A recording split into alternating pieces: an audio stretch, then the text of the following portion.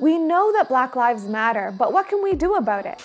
Hey guys, it's Anita Wingley of Faith Strong Today, and we're continuing to look at how believers, churches, and ministries, and our culture are responding to racial injustice in this week's News Roundup. Former NFL linebacker Emmanuel Acho has been receiving tons of questions from his white friends since the national protests against systemic racism.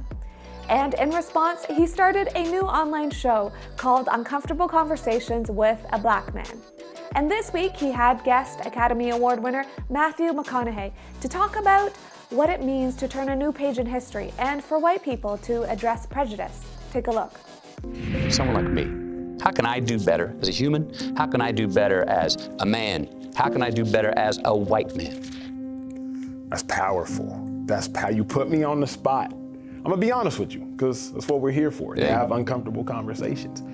You have to acknowledge that there's a problem, yes, so that you can take more ownership for the problem. The first step to acknowledging it is sitting in this chair right here across from a black man and being like, okay, I may not be talking about you, Emmanuel Acho, but I may be talking about people who look like you. Matthew McConaughey was raised a Christian, but has said before that his sudden rise to fame led him to drift away from his faith. It was meeting his wife that brought him back to God. In 2014, he caused quite a stir with his acceptance speech for winning the Oscar for Best Actor. In his speech, he thanked God, saying that he's the one I look up to. In a spin on the protests, a multiracial prayer group in Houston, Texas, has started a movement of pray tests.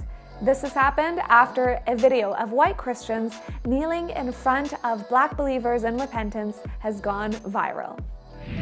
In the video, the white Caucasian congregants got on one knee and apologized for the generations of racism and injustice that the Black community has faced. The Black community, led by a pastor, responded by kneeling down and uniting in prayer.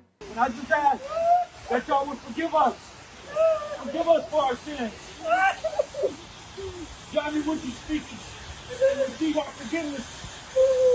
Because we're sorry.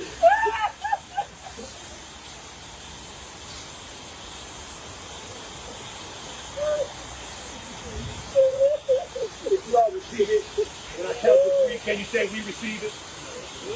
Can we do that? 1, 2, 3. We receive it! The organizers say it's time for Christians to own up against the sins against Black Americans. The video has been seen 6 million times, and pray tests continue to spread around the nation. Even the president of the Southern Baptist Convention, the nation's largest Protestant denomination, has called on its members to declare that Black Lives Matter.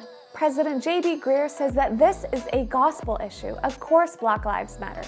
Our Black brothers and sisters are made in the image of God.